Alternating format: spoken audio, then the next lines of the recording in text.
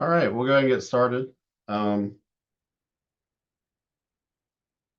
want to do a quick check, and can somebody hear me? Just let me know if I'm coming through. Yeah, we can, Ryan. Awesome, thank you. So this is part of a series that I do every time we release data through the OVT to go through kind of the data as it was, some of my insights to how the year went for that specific crop, and then we do a little bit of a deep dive into the data itself to talk about what varieties did well, both across multiple year views across regions and then single year view across statewide. So today I'm going to do that for wheat. We're going to start with kind of an overview of how the season went, at least on the OVT side, and this may or may not mimic some of the things that you have seen in your regions. And then we'll start going into the data itself to talk about what varieties kind of looked a little bit better than others across regions. So I'm going to start with kind of an overview of the year. Let's see if this PowerPoint does what it's supposed to. I am screen sharing. Am I screen sharing the right thing? Is the question. Yes. So last 6 years, if you look across our yields, we actually have had some of the better yields in the OVT the last 2 years. This year wasn't quite as good as 2023. 2023 was far and away our best year of the last 6, primarily due to the fact that we were fairly cool and wet in the April-May timeframe. We got a little bit hotter in May this year than we were last year, and that kind of hampered a little bit of our yield potential. You'll see that here in a minute when we start talking about specific region breakouts and breakouts by maturity group. But overall, a very high yielding year for us in the OVT. When we look across regions, that yield potential for us was primarily in the Tidewater region. So when we talk about the Tidewater region, we're talking about Beaufort County and Perquimans County. As you can see down here, 114 in Beaufort, 109, almost 110 in Perquimans, very high yielding locations. We had some varieties popping 120, 130 at both sites. Overall, pretty good test weights at both locations. Because we had such high yielding at both of those locations, we actually got some really good lodging scores as well, based off the ability of that straw strength to hold that head up. And if you go to the Coastal Plain, which was our Lenore location and our Robinson location from this past year, a little bit lower on the yield, primarily due to Lenore. At Lenore, we had some take-all pressure coming into that field. It didn't affect the commercial test to a degree that we couldn't release the data, but it did drag down our yield to a certain degree. Also, we were very early at this location. We were harvesting this location the last week of May, again, primarily due to that hot, dry weather we experienced there towards the end of that month. Robinson County was a little bit different story. We actually had some really good yields in Robinson, 93 and a half, 56-pound test weight. Even though the yields were a little bit lower at Lenore, we still have really good test weights, 59 pounds there. We did have a little bit of scab come into Robinson, but it came in towards the tail end of the season, so it really only affected the later maturity varieties. And even then, it wasn't to such a degree that it really affected our overall yields or test weights down there. And then moving on to the Piedmont. Piedmont typically is our highest yielding location. It was average this year. I think due in part to the hot weather we got late May. But as you see, we also had some very heavy scab pressure down in Union County to such a degree that we were low 50s for a test weight. And this is not combine test weight. This is confirmed through NIR. So this is double confirmed that our test weights were this low. We planted into standing corn stubble here, so I'm not surprised that we had heavy scab pressure like we did, but this pressure was actually replicated across that county.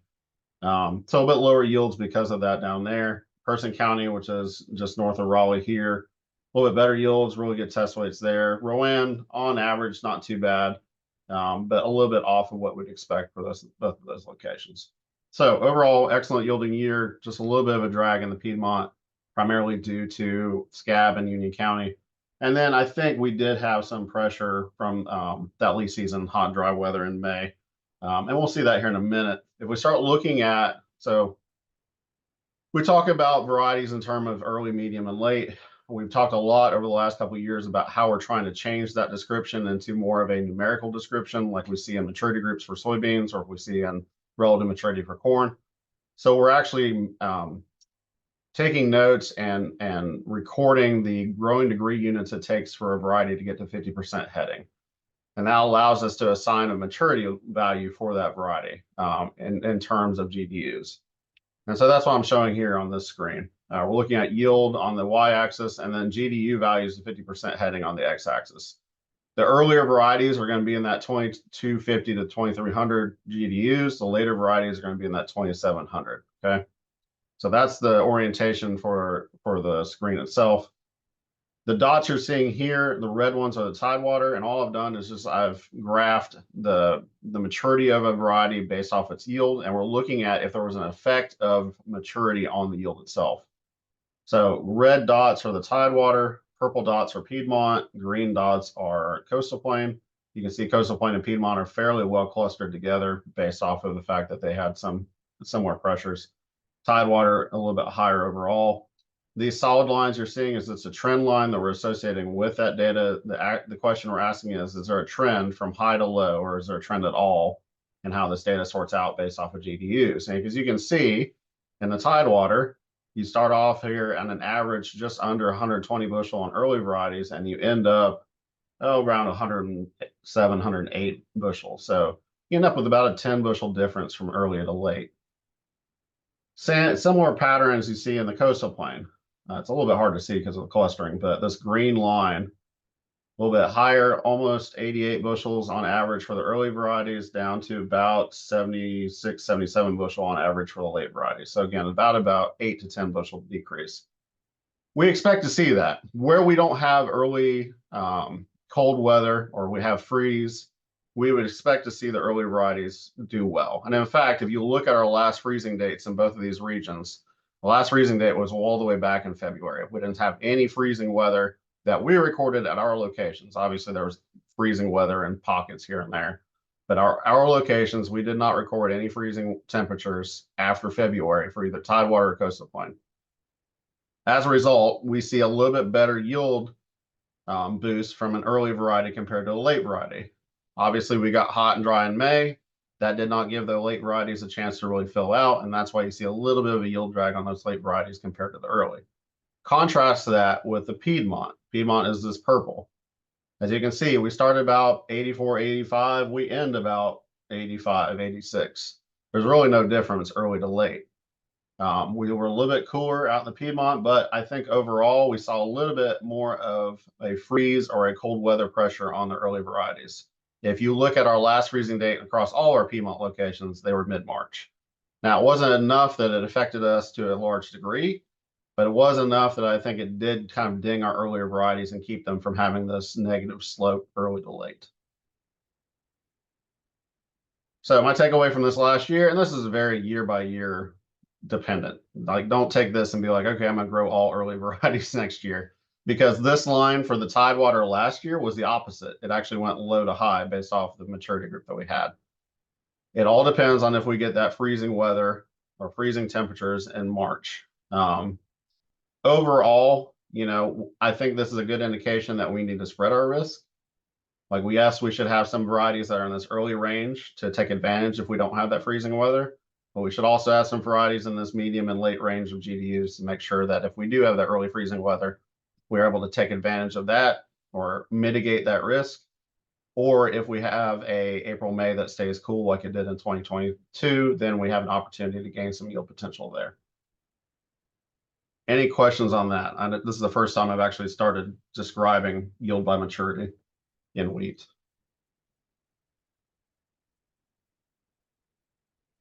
And by the way, this is a very informal meeting. If you don't have any questions, I've got the chat bar open. I've got, raise your hand. I'm happy to answer as we go.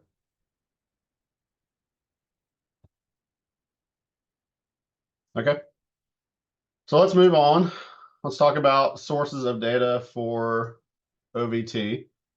In general, you've got two different data sources that you can go to. The first is the varieties OVT website. So it's ncovt.com. You can also Google official variety testing NCSU. It takes you to the same homepage. Here, we're going to go to small grains, and we're going to go down to 2024. And then these are all of our hyperlinks for the data tables that I generated for wheat this past year. in general, this is a very good, quick and dirty look at the data. Like if you don't have the time to really dig into the data and figure out variety fits for your region or for your fields, this is a good way to like get a quick look at the data, get some ideas about some varieties that you may want to select, and then follow up either with your retailer or with your consultant or anybody else on how those varieties fit for you.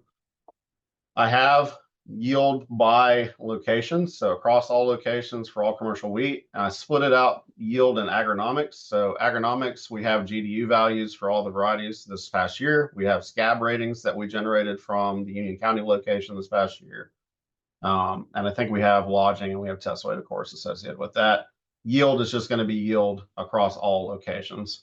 So this is a good kind of summary look at how the data. I've got the Excel data tables here in this link if you just want to dig into it and do your own sorting, your own magic there.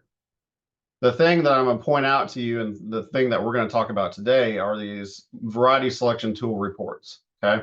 So the data itself is all housed in our database, in our variety selection tool.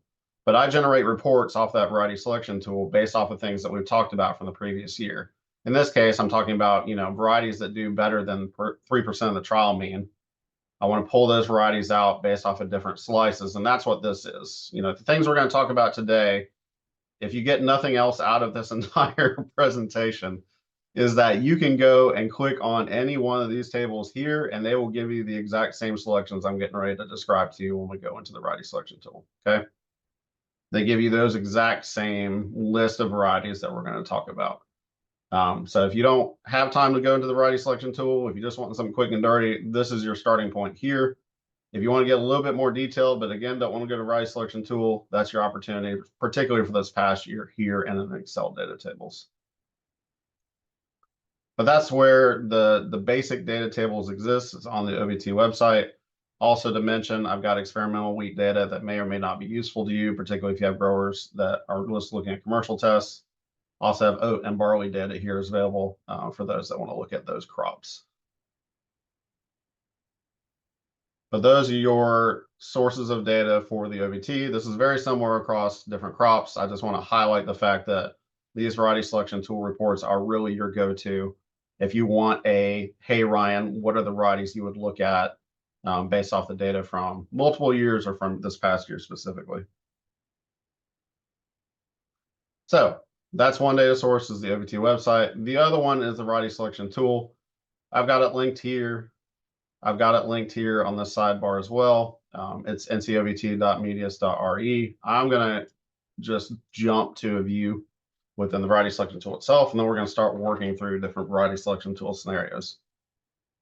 So for me, there's opportunities here. You can search for different varieties. You can query based off of different characteristics. I'm always going to OVT data when I'm starting to look at the data from the previous year. I'm going to build my own. And I'm looking at percent trial mean. And the reason for this is I want to standardize my yields across regions and across years. I've already shown you that we had differences in yield this past year based off the region we were growing. So if you're making a selection based off of raw yield, guess where your yields are going? They're being skewed towards that Tidewater region. And if you're in the Piedmont, you may not want to have your variety yields skewed towards the Tidewater region. So we want to standardize that. And the way we do that is we compare the yield of a variety to the overall yield of the test that it was in. In this case, it's just the commercial wheat test. And we ask, how much better did that variety do than the average of the entire test? If it's 10 bushels better, then it's 10 per, if it's 100 bushel average and it's 110 bushel variety, it's 10% better than the average, right? And the goal for me is I want to be 3% or higher when I'm looking at these percent trial means. Why 3%? Well, that's more or less the cutoff of it's around the average, therefore it's within noise or within variation of the average, or it's separating itself from the average of that test. It's doing better than if I just randomly selected a variety in the OVT test. So that's why we're looking at percent trial mean. You can look at raw yield. You can look at raw yield after you've looked at percent of trial mean. I'm not saying raw yield isn't important. It absolutely is. Sorry for that. But what I'm saying here is that this gives us an opportunity to standardize yields across regions first, and then follow it up with what was the yield potential of this variety in this situation, right? Then we could look at raw yield and say, oh, in the Piedmont, it topped out at 90, or it did, 120. So I'm going to start with multi-year data. We always start with multiple year data because that's our best opportunity, best predictive data for how a variety is going to perform. I was reading an article in AgWeb the other day, and they're talking about corn hybrid selections, right? And one of the most important things is how consistent can a variety perform for you?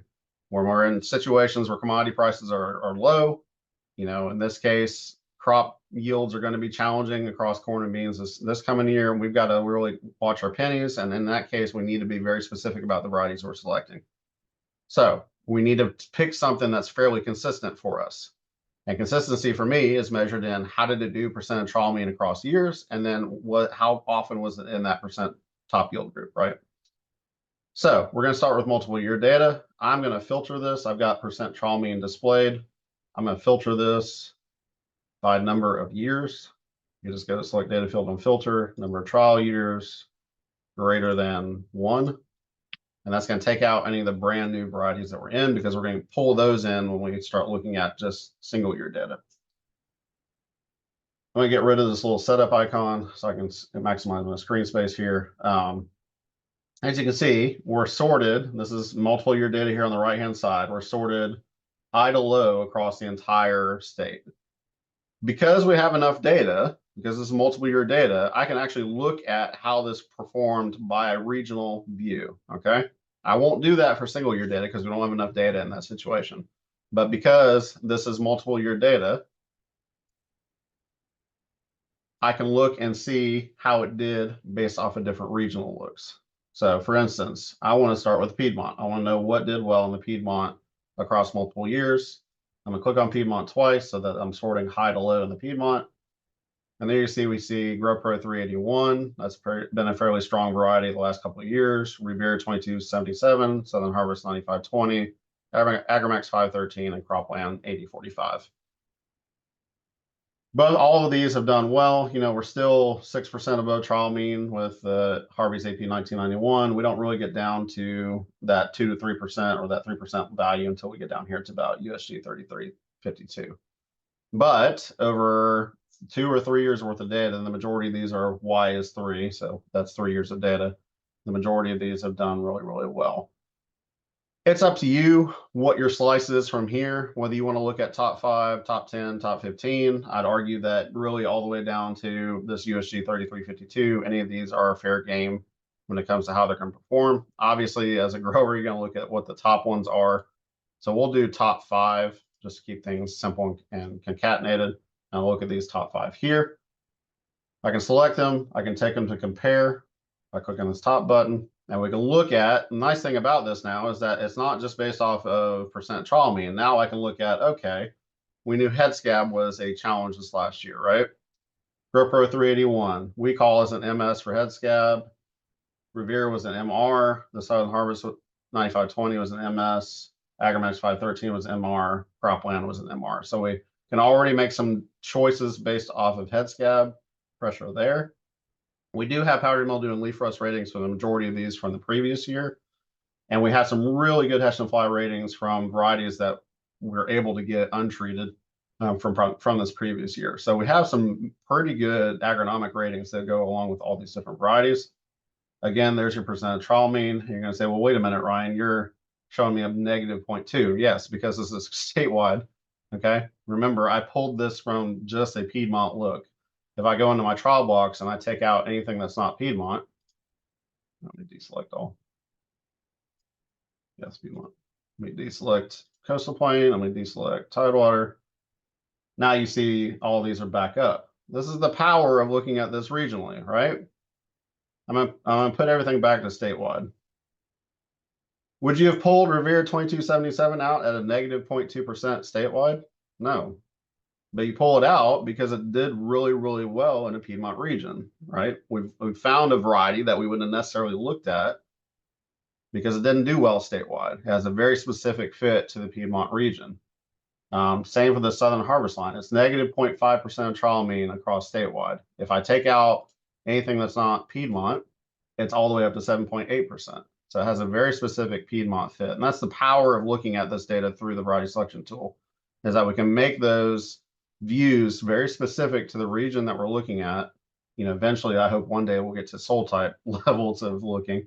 But for right now, we can look at that regional environment and say if it did well here or if it didn't do well there, are there other opportunities for us to define different varieties? So I'm going to keep all the other looks off. We're just going to look at Piedmont here. Again, we can look at raw yield and see what our yields were at each one of these locations. Here's where I was talking about for consistency, excuse me, this percent of top yield group, Revere 75% of the time. I think this is 2 years worth of data. No, it's 3 years worth of data. So over 3 years in the Piedmont, so that's 6, 8 locations, 75% of the time is on top yield group, right? So you feel pretty good about the fact that that's going to be fairly consistent based off of that. It's also a later line. So this is 2787. It's on the later side of what we're looking at compared to, a GP 381, which is closer to the early side, 2476. Height data in here, lodging data in here. We do have percent protein and falling number. So we have quality data in here. This is actually combined across years. We're trying to get it so that it's only showing up from the prior year. So keep that in mind because this is a very year-to-year specific thing. It's not something that we necessarily want to average across years. We want to look at the previous year's data because it's very specific to the environment. So I'd actually like to look at the 2024 data. That should be out by early August. But in the meantime, you have the 2023 data and the 2022 data you can look at for these varieties. And then we have seed size and head type as well for these. Any questions on what we're looking at for the Piedmont? Hey, Ryan, can you give the range of numbers for like early, medium, and late for GDUs again? Yeah, so I'm gonna pull this PowerPoint back up. You see the PowerPoint bottom here? Yeah. Yeah, so 2250 to 2750 essentially is our early to late range. We do have some varieties that have gone as early as 2100 and the 2100s, but they're, very few and far between. Generally, we're in that 2250 to 2750 range from early to late. Okay, I got it. Thanks. Yep. Any other questions? Angela, did you have any input on this?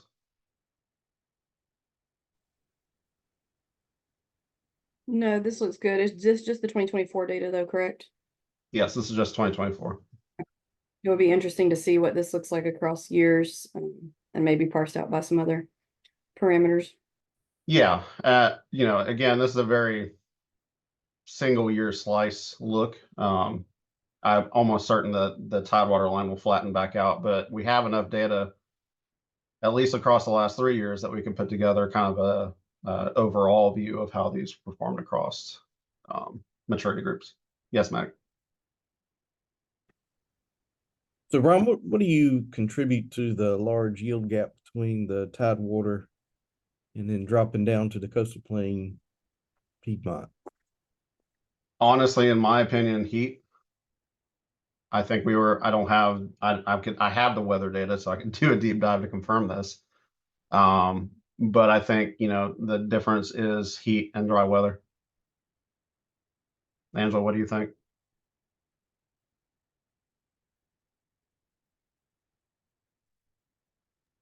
Just for this year for sure, but I think these will be closer together if we look across multiple years. Yeah, for sure. Like Generally, Union would never be this low. Like our Piedmont stuff would never be this low this year. Union drug that green line down. Yep. Typically, it's Union and then Coastal Plain Tidewater fighting for second. Is what we typically see year after year. This just being I think it's an outlier, but obviously we had some pressure, some scab pressure, particularly at Union location that really helped hindered us this year. I can't talk. Okay, so those are, that's top 5 for Piedmont. Obviously, I'm going to take off this compare. Obviously, there's more varieties here. And again, when I talk about, okay, Ryan, that's nice, but I need like a concise list. Go to the OVT website, look at variety selection tool reports, look at multi-year Piedmont. You'll get the entire list all the way down to this. I think I'll go all the way down to this 3352. What you don't get out of that, unfortunately, is I can't pull agronomics because then it becomes a big messy table. but it gives you a starting point. You're like, okay, these 15, these 20, let me go into the variety selection tool and I can now search specifically for those and see what their agronomics look like. Or if you have some comfort level with the variety selection tool, you can go straight here, select the ones that you want, pull them in that compare, and look at those different agronomic characteristics. But I do like the fact that you saw that this Revere 2277 and this Southern Harvest, and that's, you can see it here. It's night and day right here. It's blue. Blue is above average for us. Green is highest. Yellow is below average. Red is lowest. These three lines here, based off of how they did in the coastal plain and Tidewater, you would have never pulled them out if you're just looking at a statewide slice. You just wouldn't have. But they've got a very specific fit. And now, if this is single year data, I'd say, well, okay, well, that's nice, but let's see what it looks like. All three of these are 3 years worth of data. That's what I say, 8 locations worth of data across 3 years. And they've consistently come in at this value.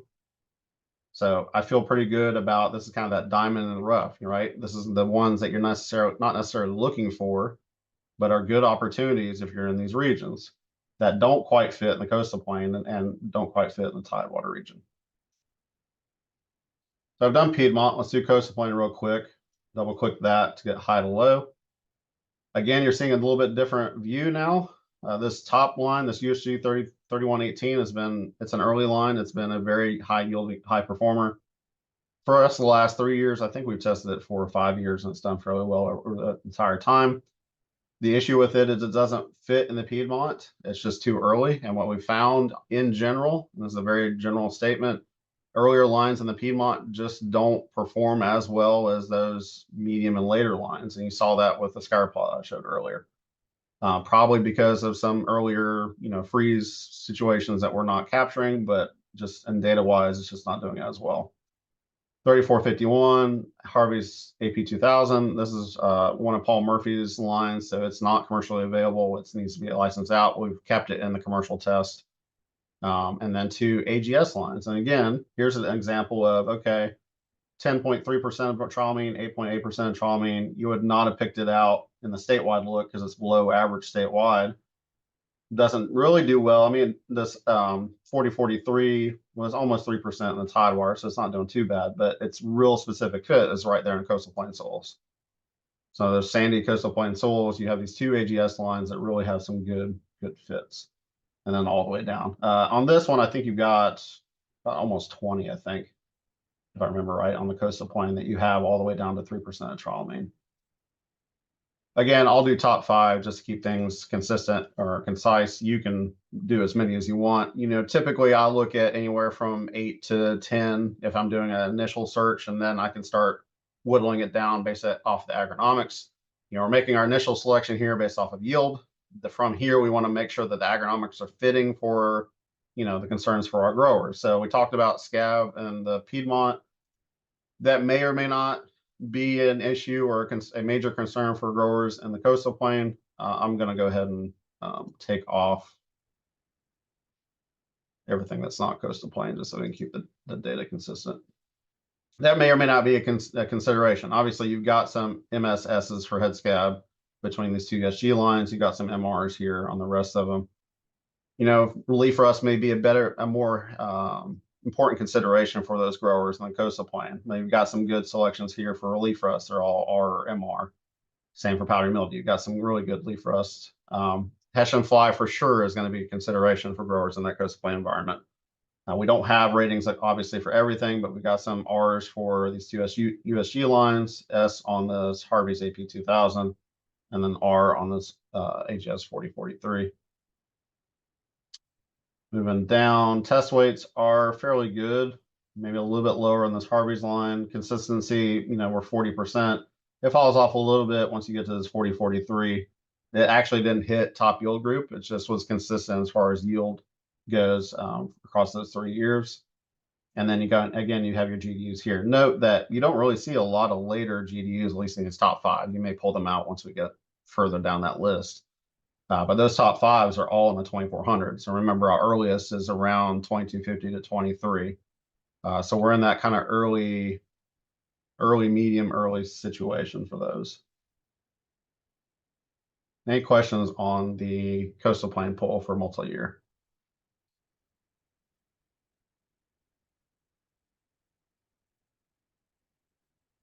Okay. Same thing. We can go back and we can look at Tidewater the same way we did coastal plain and Piedmont. Double click it, high to low. Again, we're pulling out a Featherstone 3000 that we haven't pulled out before. GP 381 we've seen before. You can see GP 381 is fairly consistent. That's one of those more broadly adapted lines where it does fairly well independent of the region that it's in. And this is across 3 years worth of data. And that makes sense because it's our overall highest percent of trial mean for those 3 years. But you got some good choices here. And most of these are fairly well broadly adapted.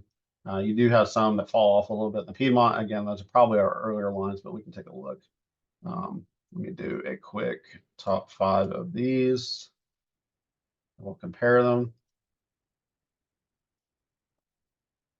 Again, I'll take off anything that's not, I don't know why it doesn't default to do this. This is something I need to have him do. All right, so here's Tidewater only. And only if all this does is affect the yield data, it does not affect the ratings or anything like that. The ratings are consistent, independent of the region that it's in. Again, in the Tidewater, scab's probably going to be more of an important issue there. You've got an MS again in this GP381, same as this 1991, a full S in Shirley. Shirley still in the running, you know, I don't know, a decade or more after it was released, probably more than a decade. But an MR here in this AP2000. You do have some MS and this powdery mildew for Featherstone. Good resistance for leaf rust. Passion fly, you do have some susceptibility here outside of the GP381, so that may be a concern if you're on some sandier soils in that Tidewater region. Let's see, percent top yield group, you're very consistent across this, 20% to 67% for those 3 years. Again, now you've got a little bit more of a cross section. So you go anywhere from an AP2000, which is 2250, to an AP1991, which is 2608. So you get a little bit more variation there on maturity, and that makes sense because, again, this year earlies did well in the Tidewater.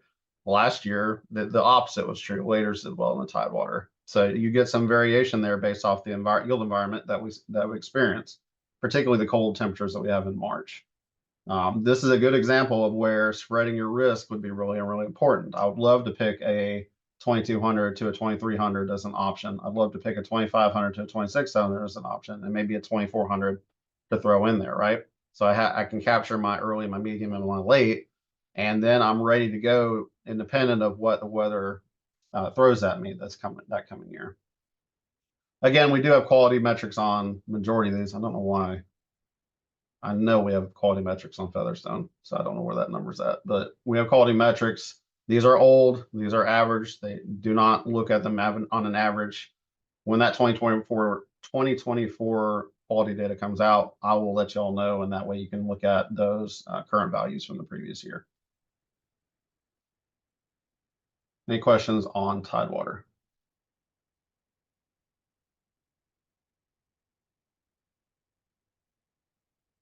Angela, did you have any comments on the multi-year look before we go on to single year? Nope, looks good. Okay. So multi-year, we looked at regional, right? We have enough data. We can look regionally at multiple year. We don't have enough data where we can look at that through single year. So we're going to go back to our setup and we're going to take off our number of years filter because I want to bring in the brand new stuff. In my mind, when I'm selecting varieties, I'm looking more first at multiple year. I'm going to plant majority of my acreage in these multiple year looks that we just looked at because we have good data on them. We've got multiple years of data on them. We feel pretty good about how that data is going to predict their performance in the next coming years.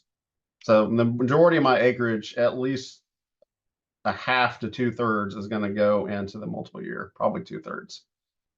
But I need to keep in mind that there's newer varieties coming out. I need to be able to take a look at these newer varieties, compare them how they've done to these older varieties, so that I'm ready to make that swap if my favorite multiple year variety goes away at some point. So we're going to look at single year data. We're going to end up pulling in some of these multi-year lines. That's fine, but we're going to try to get down to the ones that are brand new. And there's ways of doing that. That's fairly easy. But I've taken my filter off. And now I'm just looking at 2024 averages here, and I'm gonna only sort it by total, which is statewide.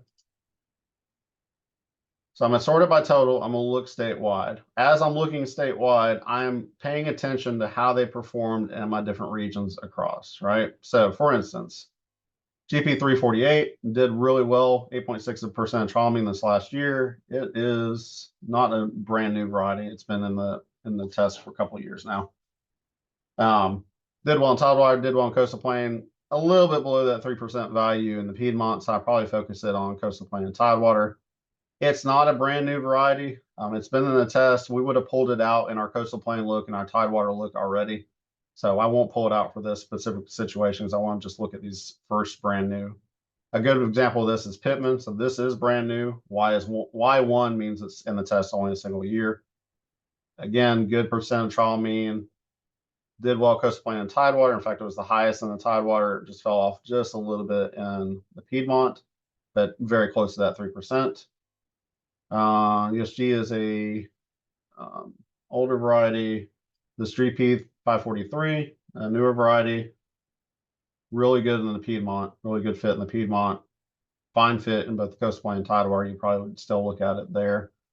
AgMax 543 is a newer one. Fairly consistent, independent of region. The Seedway, we'll do 5 total. The Seedway 535, again, consistent across regions, probably more of a fit in the Tidewater region, but that's a 1-year data, so you can't really make a whole lot of comments off of that. Y3, Y3, Y3, and then the next one we see is this Growmark FS 747. Looks like it has a really good fit in the Tidewater, okay fits in the Coastal Plain and Piedmont. And when I say fits, like these are just very surface level looks. Like you can't make a conclusion based off this data that, oh, it absolutely works in the Piedmont or absolutely works in the Coastal Plain. Remember, the year that we had this year for weather was different than the year that we had last year for weather. So until we get another year, at least another year's worth of data on this, I'm not going to feel confident saying it fits in a specific environment. We're just looking at trends, and then we're taking those trends and kind of applying them. Remember, you're not planting these varieties in a majority of your acreage. If I'm making a pick out of here, no more than 10% of my acreage is going in any one of these varieties because it's a trial. We don't have good information. We have some good indication that's going to work. That's going to work in a specific region, but we don't have enough data to say that that's for sure. So we're just trying this out to see if it's going to work for us or for our operation. So I picked Y1s here, specifically the top 5, and you've seen them selected here on the left-hand side. We'll pull those in the compare. I'm going to keep it statewide in this view because, again, I'm looking at all the data. Because they're new, we don't have powdery mildew leaf rust. We do have scab ratings, although I don't know why the scab rating is not pulling in. Pittman's sensitive on scab. The rest of these are MR, so you feel pretty good in Piedmont or the Tidewater for making those selections. Test weight wise, GP 543 is a little bit on the low side. Everything else is average or above average. And then we are fairly on the early side here, particularly the Seedway. The Seedway line's really early, 2241. The rest of these kind of early medium. So kind of in a very similar maturity range. Good percent top yield group, so good consistency here from a 29% to 57%. And then, of course, we're still waiting on falling number and percent protein. But, this would be a good starting point for me as a selection for a grower to say, depending on where you are in the state, you may want to try Pittman, you may want to try 543, or if you've got considerations like, well, I want to make sure I stay away from scab this year, maybe this AgriMax 543 or the Seedway 535 or even this Growmark 747 would be good options. Again, I've only pulled the top 5. There's obviously more in there that fit that criteria. I think if you go down here, 3%'s here, and we've got 2 more at least that would fit into that 3% or higher criteria for brand new ones. Any questions on that?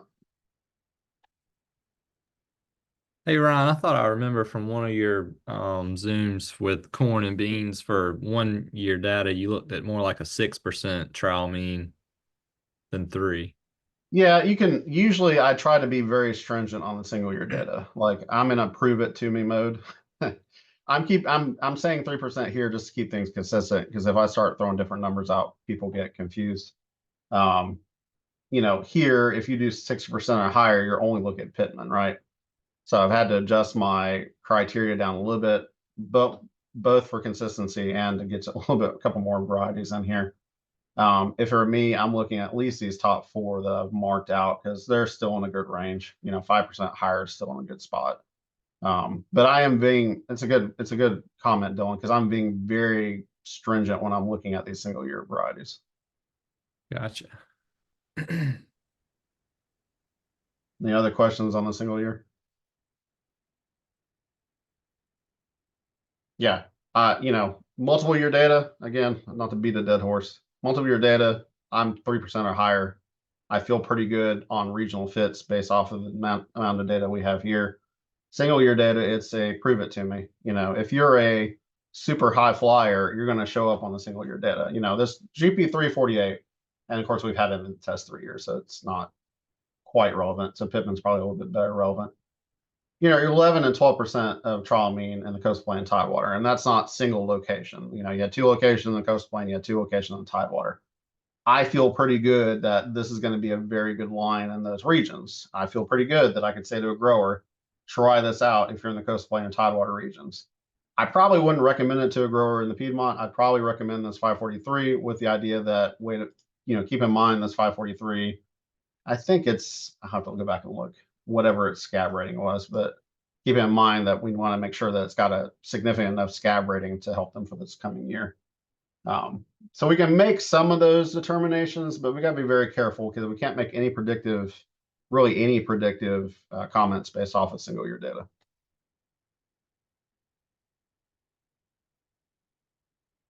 Angela, do you have anything that you want to add? No, sir. Okay. Anybody have any questions?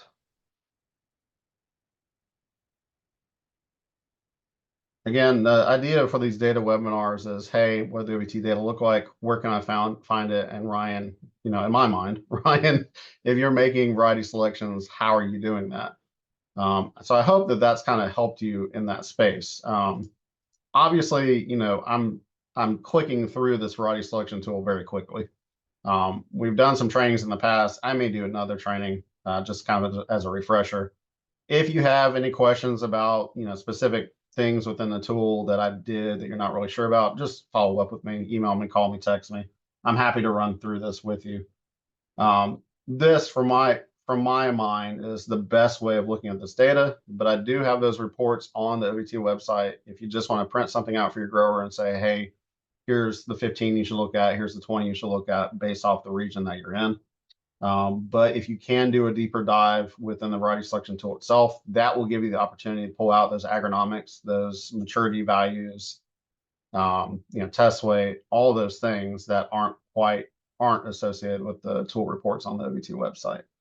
And it lets you do some kind of cooler things that we haven't gone into quite yet. But yeah, that's what wheat looked like this past year. I honestly think that we have a very good opportunity. I know talking about varieties when corn is what it is and beans are probably going to suffer a little bit and commodity prices are bad, and particularly wheat, you know, still being poor on commodity price, it's tough to talk about variety selection. But given that corn is going to be at a deficit this year for our state, I think there's an opportunity for wheat for our growers this coming year if the financials make sense for them. And in that space, they need to be very targeted about those variety selections that they're making, because, you know, if we're still bad on commodity prices, and I hope they come up because they almost have to, they're going to have to watch and make very specific choices so that they can maximize their return on investment. And the way of doing that is to go through this exercise with them. And I'm happy to be a part of that process if you want me to talk about specific variety fits based off of yield potential, which is what we discussed here, or based off the agronomics after we've identified varieties that have high yield potential. So in that space, I think we have some very good information that we can get to our growers for them to look at. Any questions before I wrap up?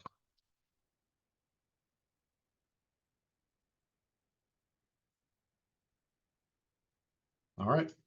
Well, I appreciate y'all's time. I will be saving this recording and posting it to our YouTube channel. So I'll send that out to the group after this is done. So in case there's things that, you missed or want to go back to, that recording will be available, and please feel free to send that out to other growers, other agents, whoever that may be interested. Again, I'm available if you want to call, text, email me. If you have any questions about what we talked about today, if you have any deeper questions, to Angela's point, I do think I'm going to go back and do a larger scale view at yield by maturity, because I'm very interested to see exactly what our trend was if I have that data going back further than 3 years, to see what that looked like. But I'll be sending that information out if we do get to that point. And keep your eyes open for the release of the quality data, hopefully by first, second week of August. That'll be the falling number information, the percent protein information from this current year for all the varieties that were in the commercial test. So thank y'all, and I hope you have a good rest of the day.